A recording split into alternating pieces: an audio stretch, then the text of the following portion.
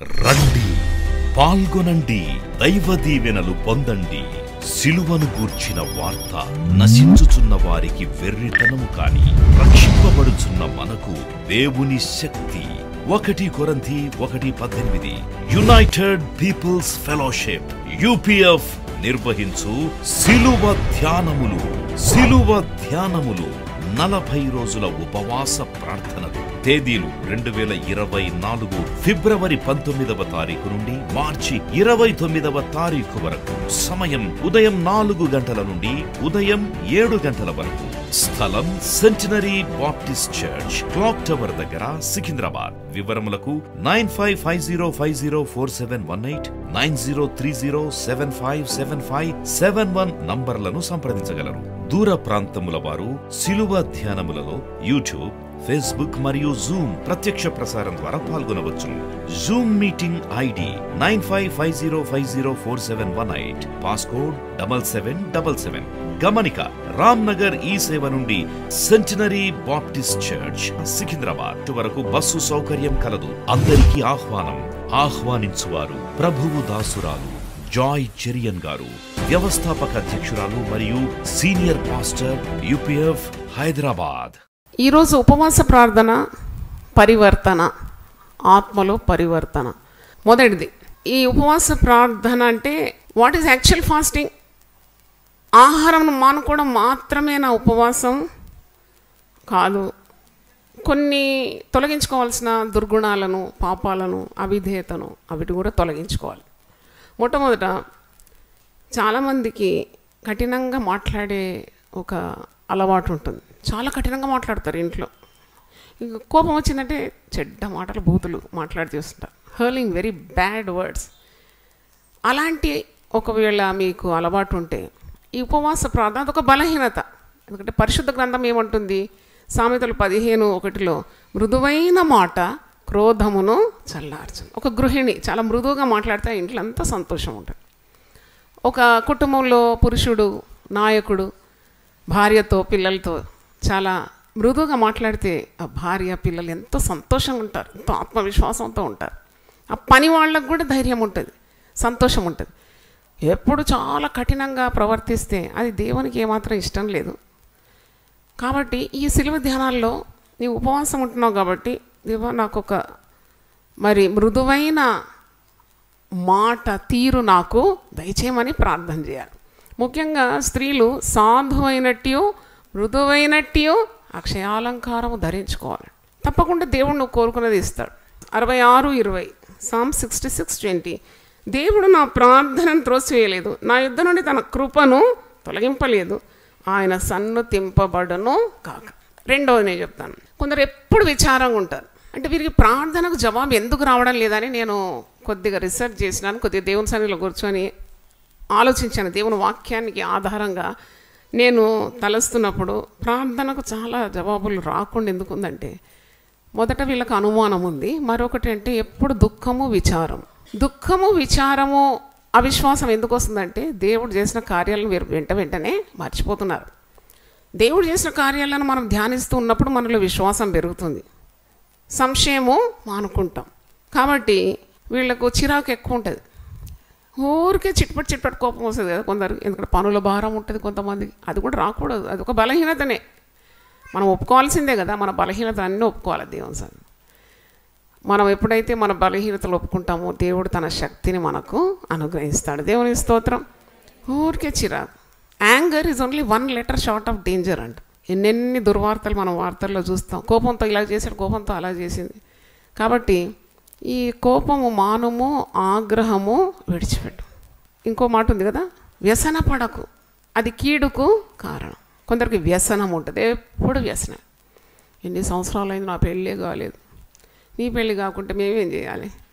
నువ్వేం చేయాలి? ఇంకా నీలో తొలగించుకోవాల్సిన అనేకమైన అవిధేయత, చిరాకు, కోపము, ఇవన్నీ తొలగించుకొని ప్రార్థన చేయాలి దేవుని సన్నిధిలో. నాకు అనిపిస్తుంది ఒకసారి పిట్టలు అన్నీ తెచ్చి కేజీలో పెట్టి, నా పెద్ద కొడుకు చాలా ఇష్టం అనమాట అది, అఖిల్కు. పిట్టలను జత తెచ్చినాడు. దానికి బుట్టలు గ్రెయిన్స్ అంతేసి అదొక రంగురంగుల పిట్టలు చక్కగా. నేను ఆ పిట్టల గూడు దగ్గర పోయి చూస్తున్నాను. చూస్తే అన్నిటి 2 జతలు. దాని పేరు లవ్ బర్డ్స్ అంటారు. అంటే దీనికి ఎట్ట తెలుసు దాని జత అని? అది ఎట్లా? దీనికి పెద్ద పరిశుద్ధ వివాహమైందా? అది దేవుడు ఒక పిట్టకు మరొక పిట్ట పెట్టేసినాడు కదా. అయితే ఇన్ని ప్రార్థనలు చేస్తే నీకు ఒక జత పిట్టని ఇయ్యాడా దేవుడు? నువ్వు పిట్టవే కావాల్సిన, నువ్వు దేవుని రూపంలో సృజింపబడినావు. ఎంత అద్భుతం అండి ఇది. నాకు అది చూసి చాలా అటనే చూస్తున్నాను. ఎంత ప్రేమ ఒకదానికొకటి. అబ్బా, పిట్టలను చూసన్నా బుద్ధి రావాలి మనకు కదా. ఎంత జత, ఈ జత చక్కగా దాని జత దానికి తెలుసు అన్నమాట. అయితే నాకు అనిపించింది, పెళ్ళి కాని వాళ్ళు ఎప్పుడు ప్రార్థన చేసి బాధపడుతూ ఉంటారు. తొలగించుకోవాల్సిన కొన్ని అవిధేయతలు తొలగించుకొని దేవుని సన్నిధిలో ప్రార్థిస్తే తప్పకుండా దేవుడు దీనిలో ప్రార్థనకు జవాబిస్తాడు. ఏకాంగులను ఆయన ఏం చేస్తాడట? సంసారంగా చేస్తాడు. అది మాట తప్పుతాడు, అబద్ధం ఆడాడు కదా. తర్వాత నీవు మరి నెగటివ్ థాట్స్ నుండి విడుదల చేయాలి. మీరు ఏమేమి ప్రార్థన చేయాలని మీకు నేర్పిస్తాను, లిస్ట్ ఇస్తున్నాను. మొట్టమొదట ఏమన్నాను? కఠినమైన మాటల నుండి విడుదల పొందాలి. రెండవది చిరాకు, కోపము, అసహనం నుండి విడుదల పొందాలి. మూడవది నెగటివ్ థాట్స్. నెగటివ్ థాట్స్ అంటే ఎప్పుడు చీకటి చింతలే, ఎప్పుడు విశ్వాసం మాటలు పలకరు విశ్వాసి. అది కూడా ఒక బలహీనత, దేవుడు అసహించుకునే పాపం. యోబు దేవుని గురించి యుక్తమైన మాటలు పలికినాడంట. దేవుడు ఎవరు? నువ్వెవరు? God is so great and mighty. గొప్ప మాటలు పలకాలి దేవుని గురించి. దేవుడు ఈ పని చేస్తాడు, దేవుడు ఆ పని చేస్తాడు, ఇది చేయగలడు. దేవుడు నాతో అంటున్నాడు, నువ్వు గొప్ప మందిరం కడతావు, అది ఎవరు ఇంతవరకు గట్టలేని మందిరం నీకు ఇస్తానన్నాడు. ఎక్కడికి వెళ్ళి ఇస్తామంటే రాజులు నీ దగ్గరకు వస్తారు. దేవుని స్తోత్రం, హల్లెలూయా. రాజులకు నిద్ర పట్టకుండా జాయిచర్యను చూసి వాళ్ళకున్న మూటములు అంతా నా దగ్గర దొర్లించి వెళ్ళిపోతారు. హల్లెలూయా. గొప్ప దేవుడు, ఇంత గొప్ప దేవుని మనం కలిగి ఉన్నాం. ఆయన ఆకాశమునకు భూమికి సృష్టికర్త. హల్లెలూయా. కాబట్టి నువ్వు ఎప్పుడు కూడా చీకటి చింతలు తొలగించుకొని నిరీక్షణ కలిగి ఉండాలి. Hope against hope. క్రీస్తులో మనకు విస్తారమైన నిరీక్షణ ఉందట. రోమీలకు రాసిన పత్రిక 15:13లో you have plenty of hope in Jesus. కాబట్టి నిరీక్షణను మానుకోకుండా ఉండాలి. మీరు వెలుగు సంబంధుల వలె మీరు నడుచుకోవాలి. ఎఫెసీ 5:10లో ఆ మాట ఉంది. తర్వాత కొందరికి సహనం అనేది ఉండదు, అస్సలు సహనం ఉండదు. దేవుని వాగ్దానాలు పొందుకోవాలంటే నీ కుటుంబంలో ఓర్పు కావాలి, సేవలో ఓర్పు కావాలి. ఉదయం 3 గంటలకు లేవాలి, 4 గంటలకు సిద్ధంగా ఉండాలంటే ఏం కావాలి? నీకు ఓర్పు కావాలి. ఎన్ని పనులు చక్కబెట్టి రావాలి, సహనం. అందుకే హెబ్రీ పత్రిక 12:3లో ఒక మాట, మీరు అలసట పడకయు మీ ప్రాణములు విసుకకయు ఉండునట్లు పాపాత్ములు తనకు విరోధంగా చేసిన తిరస్కారం అంతా ఓర్చుకొని ఆయనను తలంచుకోవాలి. హల్లెలూయా. సహనం కావాలి. ఈ మధ్యలో నిజంగా నా సహనానికి ఒక పరీక్ష అయింది. ఊరకుండి నమ్ముకొనటం వల్ల నీకేం కలుగుతుంది? బలం కలుగుతుంది. ఊరకుండి నేనే దేవుడనని తెలుసుకోనండి. ఊరక నిలిచుండి చూడు, నీ పక్షమున నేను యుద్ధము చేసి. దేవుని కంటే గొప్పదానా నేను? అవును, నేను దేవుని వాక్యాన్ని నమ్మితే, స్వచ్ఛమైన దేవుని వాక్యాన్ని నమ్మితే నేను అలాగే ప్రవర్తించాలి కదా. నా హృదయంలో వ్యసనము, బాధ, కోపము, ఆగ్రహము, చిరాకు ఇవన్నీ పెట్టుకుంటే నాకు వాక్యం ఇవ్వడు కదా దేవుడు. నా హృదయం పవిత్రంగా ఉండాలి, స్ఫటికంలాగా ఉంటే నీ దేవుని వాక్కులు మరి నా హృదయంలోకి వచ్చి చేరుతుంది. అది మీకు ప్రయోజనకరంగా ఉంటుంది. అనేకులు దీవింపబడతారు. దేవుని స్తోత్రం, హల్లెలూయా. కాబట్టి అందుకే ఈరోజు మీ హృదయాలు సరి చేసుకోవాలి. అపోస్తల కార్యం 8వ అధ్యాయంలో ఆ గారడి సీమోనుతో పేతురు ఒక మాట అంటాడు. మనకి పరిశుద్ధాత్మ కావాలని వస్తాడు, అపోస్తల పాదాల దగ్గర పడతాడు. పరిశుద్ధాత్మ నాకు కావాలి. నీకు ఎందుకు కావాలి పరిశుద్ధాత్మ? మీలాగానే నేను చేతులు పెడితే వారందరికీ ఆత్మదిగాల వారి మీద, వారందరూ రోగులందరూ బాగా కావాలి. ఎందుకు? వారి ఉద్దేశము చెడుగా ఉంది. మనం ఎప్పుడైనా దైవ కార్యాలు చేసేటప్పుడు ఆలోచన, నీ దృష్టి లేక నీ చిత్తవృత్తి చాలా పవిత్రంగా ఉండాలి. దేవుని స్తోత్రం, హల్లెలూయా. You have to be pure in your thinking. ఇది చేస్తే అది వస్తుంది, అది చేస్తే ఇది వస్తుంది. ఆ ఇంటికి పోతే 1000 రూపాయలు తప్పకుండా ఇస్తారు, వీళ్ళని అడిగితే 1,00,000 రూపాయలు ఇస్తారు. ఇవన్నీ చెత్త బుట్టలో పడేయాలి. దేవుని స్తోత్రం. శ్రీమంతుడైన దేవుడు మన దేవుడు, హల్లెలూయా. ఈ చటాక్ బుద్ధులు అన్నీ పడేయాల. ఏం బుద్ధులు ఇవి? చిన్న చిన్న బుద్ధులు అన్నమాట. అటు చేస్తే బాగుంటుంది, ఇటు చేస్తే అన్ని స్వబుద్ధిని ఆధారం చేసుకోకుండా పూర్ణ హృదయంతో దేవుని యందు శ్వాసం ఉంచాలి. హల్లెలూయా. చూడండి, గారడి సీమోనుకు పరిశుద్ధాత్మ కావాలంట, కానీ వాని ఉద్దేశాలు చాలా వంకరగా ఉంది. అభిషక్తుల దగ్గర చెల్లవు ఇవన్నీ. ఆత్మతో నింపబడి దేవునితో సరిగ్గా సంబంధం ఉన్న వారి దగ్గర మీ నాటకాలు ఏవి చెల్లవు. ఎందుకంటే వాడు వచ్చినాడు పేతురు దగ్గర వచ్చేసి అంటున్నాడు, నాకు ఆత్మ కావాలని నా మీద తల మీద చేయలుంటున్నాడు. వెంటనే పేతురు గుర్తుపెట్టినాడు, నీ వెండి నీతో నశించును గాక. ఏంటి నువ్వు డబ్బులు ఇచ్చి పరిశుద్ధాత్మను సంపాదించాలనుకుంటావు? ఎంత చెడు హృదయం నీది. నీ హృదయము దేవుని ఎదుట సరి అయినది కాదు. అందుకే ఈ పవిత్రమైన పరిశుద్ధాత్మలో నీకు పాలు పంపులు లేవు. దేవుడు మనందరితో మాట్లాడుతున్నాడు. నీకు ఉన్న కల్మషం, హృదయంలో సోకిన కల్మషం అంతా యేసు రక్తం ద్వారా దాన్ని ఏం చేయాలి? దుర్నీతి నుండి విడుదల పొందాలి. ఎందుకంటే ఎప్పుడు యేసు ప్రభు రక్తం మనకు అందుబాటులో ఉంది.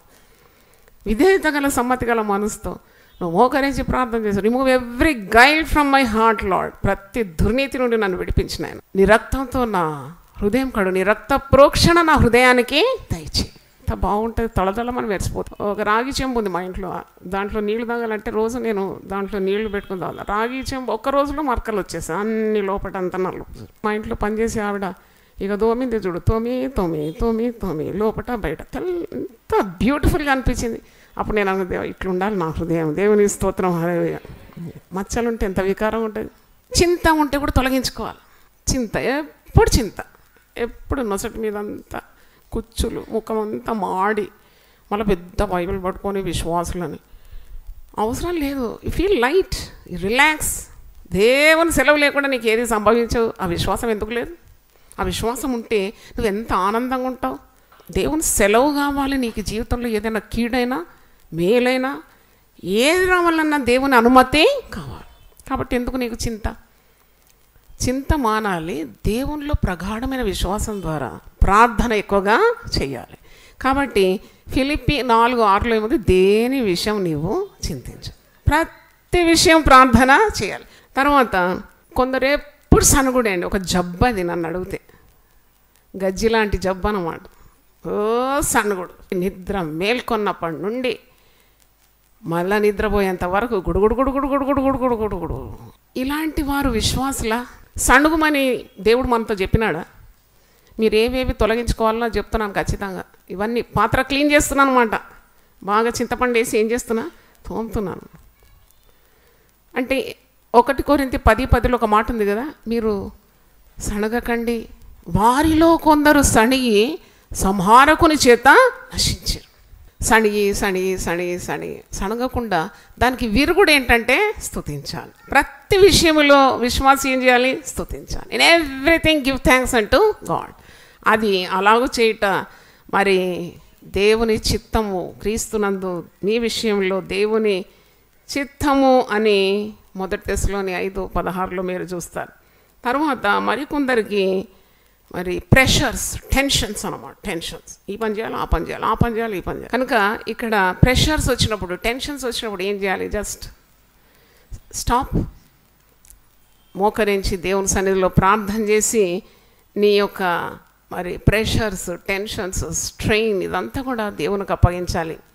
నీ పనుల భారము యెహోవాకు అప్పగించాలి. అప్పుడు నీ ఉద్దేశములు ఏమైందంట? సఫలమవుతాయి. నీ పనుల భారము యెహోవా మీద మోపము, అప్పుడు నీ ఉద్దేశములు సఫలము. కొందరి హృదయంలో ఎప్పుడు చేదు, వారికి ఎప్పుడో జరిగిన సంగతులన్నీ కూడా గుర్తొస్తుంది. వీళ్ళకి చాలా జ్ఞాపక శక్తి ఉంటుంది. వీళ్ళకు 1980లో ఏం జరిగిందో తెలుస్తుంది, 1950లో ఏమైందో జరుగుతుంది, 40 ఏళ్ల కింద వాళ్ళని ఎవరు ఏ మాట అన్నారో తెలుస్తుంది. ఇవన్నీ ఎందుకు? చిన్న జీవితం ఎందుకు ఇంత కాంప్లికేట్ చేస్తున్నావు? అందుకే యేసుప్రభు అన్నాడు, నువ్వు ఏ నాటికి ఈడ ఆ నాటికి చాలు. నిన్ను ఎవరైనా బాధ పెడితే మర్చిపో, ఫర్గెట్ ఇట్. ఆ చేదైన వేరు మీలో ఏదైనా మొలిచి మిమ్మను అపవిత్రులుగా చేయకుండా జాగ్రత్త పడాలని హెబ్రీ 12:15లో మాట ఉంది. చేదైన వేరు ఏదన్నా మొలుస్తుందా? దాన్ని కూకటి వేళ్లతో నువ్వేం చేయాలి? పెరికి పారవేయాలి. అది మొలిసి మొలిసి పెద్దగా శాఖోపశాఖలుగా అయిపోతుంది, నిన్ను అణిచివేస్తుంది.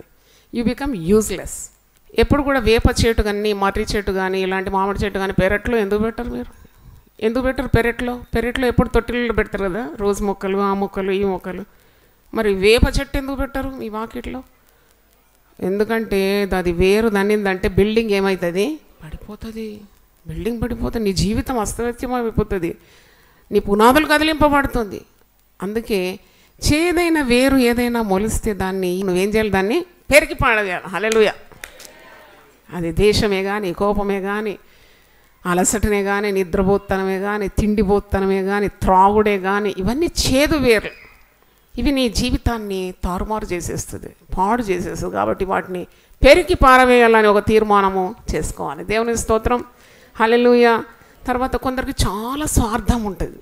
అంటే వారికి ఇతరుల గురించి ఉన్న శ్రద్ధ కానీ, ప్రేమ కానీ, దయ కానీ లేని గుణాలన్నమాట. మర్చిపోకండి, దయ చాలా అవసరం నీ హృదయంలో. కనికరం చాలా అవసరం. నీకు కఠినత్వం తొలగించుకోవాలి. కానీ దేవుడు నీ హృదయాన్ని మార్చగలడు. రాతి హృదయాన్ని మార్చి ఏం చేస్తాడట? మాంసపు గుండెనిస్తాడట. హల్లెలూయా చెప్దామా? రాతి హృదయం అండి. నా మనసు రాతి మనసు అండి. అది నువ్వు పెద్ద పోకడగా చెప్పుకుంటున్నావు, కానీ దేవునికి ఏమాత్రం ఇష్టమో లేదు. ఆ రాతి హృదయాన్ని మార్చేస్తాడు. అందుకే క్రీస్తునందున్న వారు నూతన సృష్టి, ఇదిగో నీకు క్రొత్త హృదయాన్ని ఇస్తానంటాడు.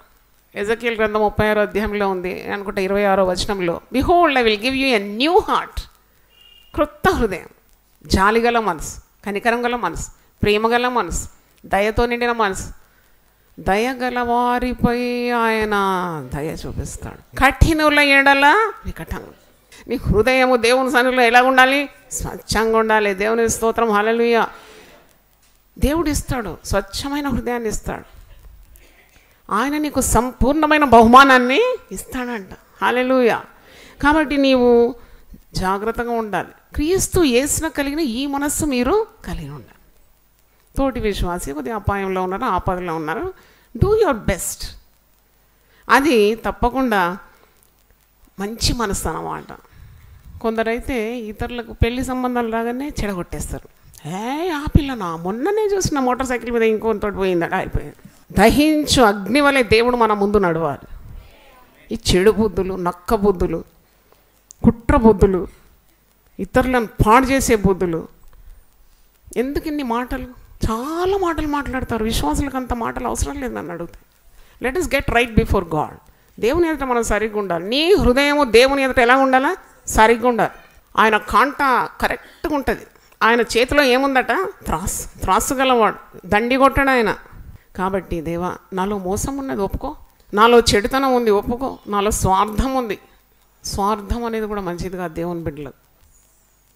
వెదజల్లి అభివృద్ధి పొందేవారు కలరు, తగిన దానికంటే తక్కువ ఇచ్చి లేమికి వచ్చేవారు కలరు.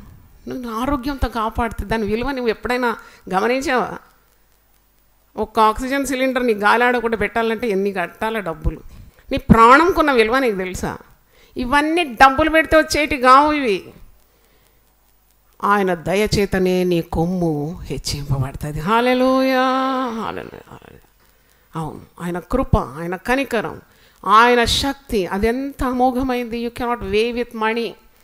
డబ్బుతో అవి మూటగట్టలేవు, నువ్వు కొలవలేవు. కాబట్టి అలాంటి దుర్గుణాలన్నీ కూడా తొలగిపోవాలి.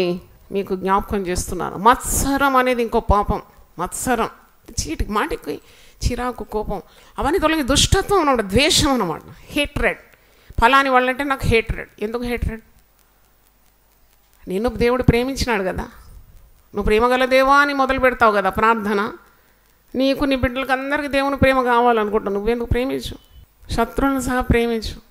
హింసించి వారి కొరకు ఏం చేయి నువ్వు? ఈ స్వభావం ఉందా? దేవుని వాక్యం అనే అర్థంలో చూసుకొని సరి చేసుకోవాలి. ఉన్న ఒకరు మా ఇంటికి వచ్చినారు, హై షుగర్ పేషెంటే. టీలో షుగర్ వేయాలన్నా అంటే వేసేయి, నేను షుగర్ శత్రువు కదా అంటే, శత్రువులను ప్రేమించమన్నాడు కదా, శత్రువులను ప్రేమించమన్నాడు కదా, అందుకే షుగర్ 1 స్పూన్ కదట 2 స్పూన్లు వేసి తాగుతాడు. అలా కదా నేను అనేది. ప్రభు చెప్పినాడు, ప్రభు మనకు మార్గం చూపెట్టినాడు. నీ విరోధులను నీవు ప్రేమించి వారి కొరకు ప్రార్థన చేస్తే నీ ఒంటికి చాలా మంచిది, మందది, నీకు రోగాలు రాకుండా ఉంటాయి. దేవుడితో నీకు సత్సంబంధం కలిగి ఉంటావు. దేవుని స్తోత్రం. హల్లెలూయా. మరి ఎక్కువగా మాట్లాడే ఆ స్వభావం ఉంటే కూడా cut your words, mince your words. చాలా మాటలు, విస్తారమైన మాటల్లో దోషం ఉండక మాన. మితముగా మాట్లాడువాడు మహాజ్ఞానిగా ఎంచబడతాడు. ఎప్పుడు చూసినా మాటలు. ఇద్దరు కలిసిందంటే ఇంకంతే, ఇంకా న్యూస్ పేపర్ అవసరం లేదు. ఎందుకంటే అన్ని వార్తలు వాళ్ళకి తెలుస్తుంది. మాట్లాడి మాట్లాడి మాట్లాడి ఏంటి మాట్లాడము అని నేను కొద్దిగా సంధి సమాసం నేను కూడా తెలుగులో చదువుకున్నాను. మాట ప్లస్ ఆట, మాట్లాడడం, ఆడి ఆడి ఇతరులకు ముప్పు తీసుకురావడం. మాటలు ఆడడము అంటే మాటలు ప్లస్ ఆటలు అన్నమాట. దేవుని సన్నిధిని పోగొట్టుకుంటారు. The glory of God they lose it. కాబట్టి జీవ మరణములు నీ నాలుక వశం. ప్రార్థనలు ఏమి ఉంటే కూడా తొలగించుకోవాలి. We have to become people of prayer words of evil. కీడును తరిమి కొట్టేది మరి ఇంకోటి కాదు, ప్రార్థన మరి ఉపవాసం అని మనం నేర్చుకుంటూ ఉంటాం. కాబట్టి ఇలాంటి వాటికి దూరంగా ఉండాలంటే టు కంట్రోల్ యువర్ టంగ్. చాలా దోషం చేస్తుంది నాలుక. ఎముక లేదు, నరం లేదు. కాబట్టి నోరు అదుపులో ఉంచుకోవాలి. ప్రభా, ఇవి చెప్పేవన్నీ నాకు కూడా వర్తిస్తుంది. నేను కూడా నేర్చుకొని చెప్తున్నాను. నాకు కావాలి అని అడిగి మీ ముందు నిలబడుతున్నాను. నాలుక చిన్న అవయవం, అది శరీరం అంతా కీడు తీసుకొని వస్తుందంట. నిప్పు చాలా చిన్నగా ఉంటుంది కానీ విస్తారమైన అడవిని ఏం చేస్తుందంట, తగలబెట్టేస్తుంది. ఈ నాలుకను అదుపు చేసుకోవాలంటే నీకు పరిశుద్ధాత్మ శక్తి అవసరం. You need the power of the Holy Spirit. కాబట్టి ఈ 40 రోజుల్లో మీకు కొన్ని హింట్స్ ఇచ్చాను అంతే, ఇంకా చాలా కార్యాలు ఉంది. అవును ప్రభా, ఇది నాలో ఉన్న దుర్గుణం, చాలా మాట్లాడతాను నేను. ఆ మాటలు అదుపులో ఉంచుకొని మిత్తముగా మాట్లాడడానికి ఏది అవసరం, ఇది న్యాయమా, ఇది సత్యమా, 3 ప్రశ్నలు అడుక్కోవాలంట. ఇది అవసరమా, ఇది న్యాయమా, ఇది సత్యం. తర్వాత కొందరు నోరు తెరిస్తే అబద్ధం అండి. నోరు తెరిసేదే ఆలస్యం. ఏం అబద్ధాలు ఆడతారు, మళ్ళీ సిలువ ధ్యానాలు అంటారు, ఉపప్పడి ఉపవాసం అంటారు, మళ్ళా మరి చాలా ఆర్భాటంగా ఉంటుంది వారి ప్రవర్తన. Don't spell untruth because God is truth. హల్లెలూయా. దేవుడు సత్యవంతుడు, ఆయనలో ఏ అబద్ధం లేదు. నువ్వు ఎలాగ అబద్ధం ఆడుతావు? లేనిది ఉన్నది, లేని వార్తలు పుట్టించి రంగులు ఈకలు తోకలు వేసి పరుల జీవితాన్ని పాడుగొట్టడం ఎంత తప్పది. నీకు ఒక సంగతి తెలియదంటే డోంట్ స్పీక్ అబౌట్ ఇట్, అంతే. Don't speak about it. ఒక దైవ సేవకురాల గురించి మాట్లాడాలి అని అనుకుంటే నువ్వు మొట్టమొదటి అనుకోవాలి, it is none of my business. ఇది నాకు దీంతో పని లేదు, ఈ కార్యంతో నాకు పని లేదు, దేవుడే చూసుకుంటాడు. దేవుని స్తోత్రం, హల్లెలూయా. కుటుంబంలో కూడా ఎంత మాట్లాడాలి, ఏ విధంగా మాట్లాడాలి, ఎలా మాట్లాడాలి, ఎప్పుడు నోరు తెరవాలి. వాక్యంలో ఉంది, ఆమె జ్ఞానం కలిగి తన నోరు తెరుస్తుంది. లబలబల మాట్లాడతారు. ఎన్ని బాధలు దాని ద్వారా, ఎంత మిస్అండర్స్టాండింగ్. అపవాదికి ఏమి ఇస్తున్నారు మీరు? చూడు, రా ఇంటికి రా, అపవాది రా, కొమ్ములు పెట్టుకొని రా, కూరలు పెట్టుకొని రా, మా ఇంటిని నువ్వేం చేయి, సర్వనాశనము చేసే ఇన్విటేషన్. కాబట్టి ఎంత మాట్లాడాలో అంత మాట్లాడాలి, అంతే. పిల్లలతో ఎంత మాట్లాడాలి అంత మాట్లాడాలి, భార్యతో ఎంత మాట్లాడాలి అంత మాట్లాడాలి, భర్తతో ఎంత మాట్లాడాలి అంత మాట్లాడాలి. నువ్వు ఎవరితో ఎప్పుడు ఎంత మాట్లాడాలి అంటే దేవునితో బాగా మాట్లాడు. దేవుని స్తోత్రం, హల్లెలూయా. నీ హృదయాన్ని దేవుని సన్నిధిలో కుమ్మరించు. చప్పట్లు కొట్టి దేవుని స్తుతిద్దాం. pour your heart before God. No problem at all. అన్నీ వింటాడు మన యేసయ్య, అన్నీ వింటాడు. నేను అట్నే మాట్లాడతాను, నేనైతే మొత్తం మాట్లాడేస్తాను. ఎందుకంటే ఎవరిని ఎక్కువగా ప్రేమించి అన్నీ మనం మాట్లాడితే, ఇంగ్లీష్లో ఒక మాట్లాడింది, don't trust all your eggs to one basket అంటే. అన్ని గుడ్లు ఒకటే బుట్టలో పెట్టినామంటే అన్నీ పలిగిపోతుంది. కాబట్టి చాలా జాగ్రత్తగా మెలగాల జీవితంలో. ముగిస్తున్నాను, ప్రార్థన చేస్తాను. ప్రభా, నీ పరిశుద్ధ నామన స్తోత్రం. కొన్ని కార్యాలు మాలో నుండి తొలగిపోవాల్సిన కార్యాల గురించి మేము ధ్యానించినాం. మీ దేహము దేవుని ఆలయము, పరిశుద్ధాత్మక నిలయం. మా హృదయాలు సరిగ్గా ఉండాలి తండ్రి. నీ ఎదుట మా హృదయము నిష్కల్మషంగా ఉండాలి, పవిత్రంగా ఉండాలి, పరిశుద్ధంగా ఉండాలి. అప్పుడే మేము నీ ఆశీర్వాదాలన్నిటికీ మేము వారసులం అయిపోతాం. బుద్ధిపూర్వకంగా చేసే ప్రతి తప్పుకు మేము శిక్షార్హులము నాయన. నీ ఉగ్రతకు మేము గురవుతాం. ఆ భయం మాకు దయచేయండి. ఎన్ని అవకాశాలు ఇస్తున్నావు తండ్రి. వాక్యము ఎవరికి ఇంత మా వరకు నాయన ఏ ప్రజలకు చేయని మేలు మాకు చేస్తున్నావు. టీవీ ద్వారా నీ ఏర్పాటు చేసుకున్న బిడ్డలకు నువ్వు అందిస్తున్నావు. వాక్యం మమ్మల్ని సరిచేయాలి. అవును తండ్రి, మేము ఏ విధంగా ప్రవర్తించాలి, ఏ విధంగా తలంచాలి, ఏ విధంగా మేము నడుచుకోవాలి, ఇవన్నీ కూడా ఎత్తి చూపేది నీ పరిశుద్ధ గ్రంథం కొరకు నీకు వందనాలు. నీ వాక్యము మా పాదములకు దీపం, అది మా త్రోవకు వెలుగై ఉన్నది తండ్రి. నీకు స్తోత్రం. మాలో నీకు ఇష్టమైన ప్రతి నీచ కార్యాన్ని తొలగించండి. మత్సరము, కోపము, వివాదము, ద్వేషము, పగ, ఈర్ష్య, స్వార్థము, దొంగతనము, అబద్ధము, వేషధారణ, అయినా అసత్యము, విస్తారంగా మాట్లాడటము, ఇలాంటి బలహీనతలన్నీ తొలగించమని ప్రార్థన చేస్తున్నాను. దేవుని బిడ్డలకు తగినట్టుగా మేము ప్రవర్తించాలి నాయన. మా తండ్రి ఏ విధంగా ఉన్నాడు, క్రీస్తు యేసునకు ఈ మనసు ఉన్నది, ఆ మనసు నాకు కూడా కావాలని ఆశ మాకు దయచేయండి. ప్రతి బిడ్డ నీకు కావలసిన బిడ్డ నాయన, నీ రూపంలో చెక్కున్నావు. నువ్వెంతో ప్రాణం పెట్టి ప్రేమించినావు తండ్రి. వారెవ్వరు కూడా అనర్హులు గారు, అయోగ్యులు కారు. They're all needed by you Lord. నువ్వు స్వరక్తం ఇచ్చే సంఘాన్ని సంపాదించుకున్నావు. రక్తం పెట్టినంతగా మమ్మల్ని ప్రాణప్రదంగా నువ్వు ప్రేమించినావు తని నీ వందనాలు చెల్లిస్తున్నాను. ఒక పశ్చాత్తాపమైన హృదయంతో నైనా మార్పు మేము కోరాలి ప్రభువా, నీకు వందనాలు చెల్లిస్తున్నాను. క్రీస్తునందున్నవాడు నూతన సృష్టిగా మారిపోతాడన్నావు.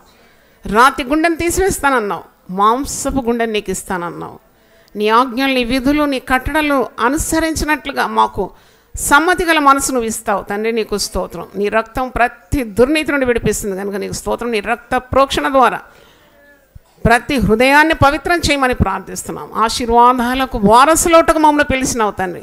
ఏ దీవెన మాకు అందకుండా మరి సాతానుడు ఎట్టి కుయుక్తులు చేస్తున్నాడు, వాటన్నిటిని జయించడానికి ఉన్న శక్తి, బలం మాకు దయచేయండి నాయనా. నీకు స్తోత్రం. ఏ అడ్డున్నదో మాకు, నీకు ఈ ఆశీర్వాదాలు అందకపోవడానికి ఏం కారణమో ఆ కారణాలు బయలుపరిచి వాటిని తొలగించుకోవడానికి సహాయం దయచేయండి. ప్రతి ఒక్కరిని రక్తంతో నైనా పరిశుద్ధులుగా మార్చమని యేసు నామములో అడుగుతున్నాను తండ్రి. ఆమేన్. హల్లెలూయా. రండి, పాల్గొనండి, దైవ దీవెనలు పొందండి.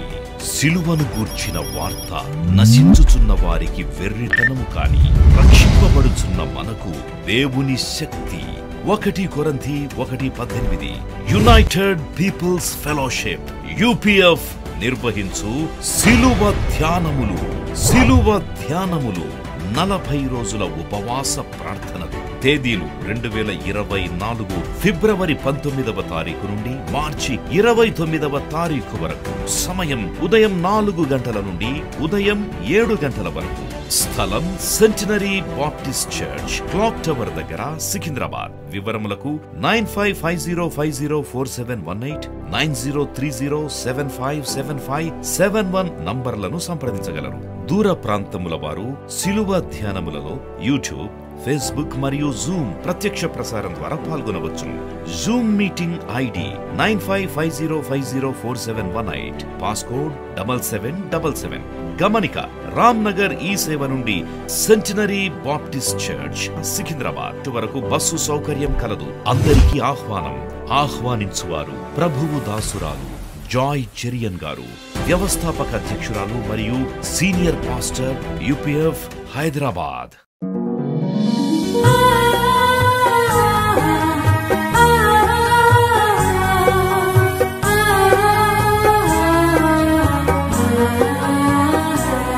నీ ధనము నీ ఘనము ప్రభు యేసుదే, నీ దశమా భాగము నీయ వెనుదీతువా. నీ ధనము నీ ఘనము ప్రభు యేసుదే, నీ దశమా భాగము నీయ వెనుదీతువా. ధరలోన ధనధాన్యములనీయగా కరుణించి కాపాడి రక్షింపగా. ధరలోన ధనధాన్యములనీయగా కరుణించి కాపాడి రక్షింపగా. పరలోకనాదుండు నీకీయగా మరి యేసు కొరకీయ వెనుదీతువా. పరలోకనాథుండు నీకీయగా మరి యేసు కొరకీయ వెనుదీతువా. నీ ధనము నీ ఘనము ప్రభు యేసుదే, నీ దశమా భాగము నీయ వెనుదీతువా. పాడి పంటలు ప్రభువు నీకీయగా కూడు గుట్టలు నీకు